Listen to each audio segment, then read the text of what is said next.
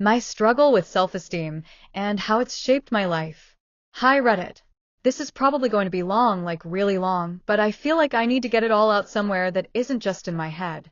If anyone reads this and relates, maybe I won't feel so alone. I'm a 25-year-old woman, and for as long as I can remember, I've struggled with self-esteem issues.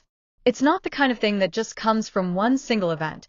It's more like a slow drip of moments, comments, comparisons, and insecurities that build into this huge mountain you carry everywhere. Some days it feels lighter, but most of the time, it feels like I'm dragging it behind me, and no matter what I achieve or how much I try to change, it's still there. Childhood, where the seeds were planted. When I was a kid, I was painfully shy. I don't know if it was just my personality or if it came from the environment I grew up in. My parents were complicated. They loved me, I guess, but they weren't exactly the you can do anything, sweetie type. My dad was pretty critical. If I got a 95 on a test, he'd ask why it wasn't 100. If I brought home a drawing from school, he'd point out that the proportions looked off. My mom was a little gentler, but she was very focused on appearances. She'd always comment on my hair, my clothes, or my weight, even when I was like 10 years old. You're looking a little chubby. Maybe skip dessert tonight. I internalized that really young. At school, I wasn't popular. I was the quiet kid in the back who did well academically, but never raised her hand. I had a couple of friends, but I always felt like the tag-along. Like I wasn't really wanted, but they let me hang out because I was nice and never caused drama. I remember once in 6th grade, a boy in my class called me ugly out loud, and the whole class laughed. I laughed too, pretending it didn't bother me, but when I got home, I cried in the bathroom with the door locked.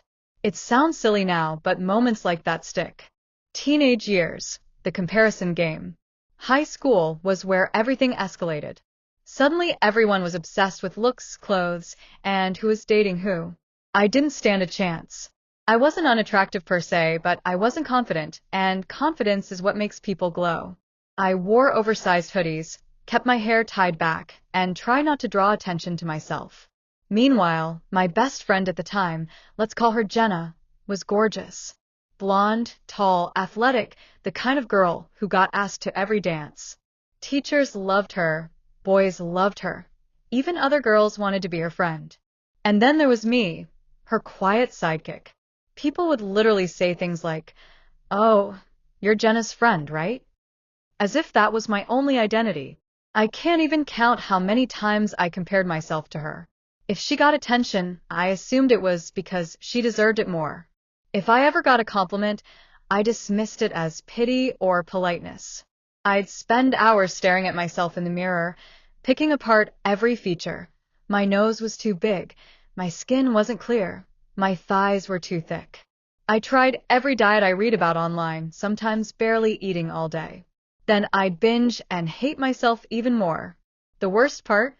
No one really knew. Outwardly, I was fine. I smiled, I joked, I got decent grades. Inside, I felt like a fraud. College, reinventing myself or trying to. When I went to college, I thought, okay, this is my chance to start fresh. No one knew me. I could reinvent myself. And in some ways, I did. I started experimenting with makeup, wearing clothes that actually fit me, and forcing myself to talk to people even though it terrified me. I joined a couple of clubs, made new friends, and even had my first boyfriend. But the self-esteem issues didn't magically disappear. In fact, they kind of got worse. My boyfriend at the time, let's call him Eric, was nice, but he was also the kind of guy who loved giving constructive criticism. He'd say things like, "You'd be prettier if you lost a little weight," or "Why don't you dress sexier like other girls?"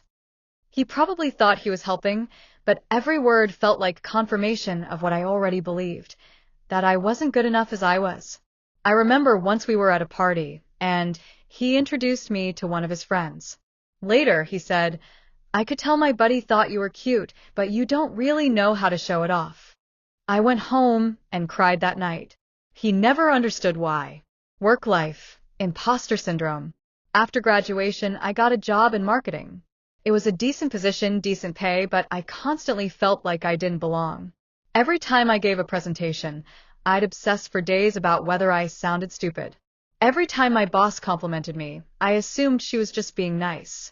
If I made even the smallest mistake, like sending an email with a typo, I'd spiral into self-hate for days. Meanwhile, my coworkers seemed so put together, confident, and capable. I'd sit there thinking, why can't I be like them? What's wrong with me? Even when I got promoted, instead of celebrating, my first thought was, they must have run out of options. Relationships. The cycle of not feeling enough. Dating has been complicated. After Eric, I had a few short relationships, but they always ended the same way. Either I'd cling too much because I felt like they were too good for me, or I'd push them away because I didn't believe they actually liked me. One guy, Alex, once told me, "You're beautiful, but you don't believe it, and it makes it hard to be with you." That stung. He wasn't wrong, though. I've sabotaged good relationships because I couldn't accept love without questioning it. Even with friends, I constantly worry that they secretly don't like me, that I'm just tolerated. I overanalyze texts, tone of voice, pauses in conversation. If someone cancels plans, my first thought is, they don't want to hang out with me. The breaking point. About a year ago, I hit a breaking point. I was at a family gathering and one of my cousins, who I hadn't seen in years, looked at me and said, "Wow, you've really filled out since high school." Everyone laughed. I laughed too, but inside I shattered. I went home, locked myself in my room, and stared at myself in the mirror for hours. I hated every inch of what I saw. That night, I had a full-blown panic attack. My chest felt tight, my vision blurred, and I thought I was dying. It wasn't until later that I realized it was anxiety, not a heart attack. That was the moment I knew I couldn't keep living like this. Therapy. Slowly unpacking the damage. I finally started therapy a few months later. At first, I felt stupid, like I didn't deserve to be there, because other people have real problems. But my therapist has been a lifesaver. She helped me see that a lot of my self-esteem issues come from childhood, those constant criticisms, those comparisons, those little comments that seemed small at the time but built into this monster in my head. We've been working on reframing my thoughts. Like, instead of "I got lucky to get this job," I try to say, "I earned this job because I worked hard." It sounds cheesy, but honestly, it helps. I'm also learning to set boundaries. When people make comments about my appearance, I don't just laugh it off anymore.